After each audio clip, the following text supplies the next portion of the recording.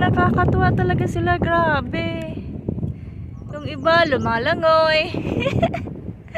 OMG. Tapos yung iba naman, nandito sa tabi. Kumakain.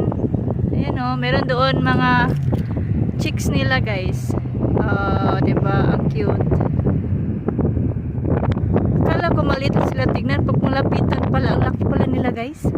Siguro ang sarap dito anuhin. Litsunin.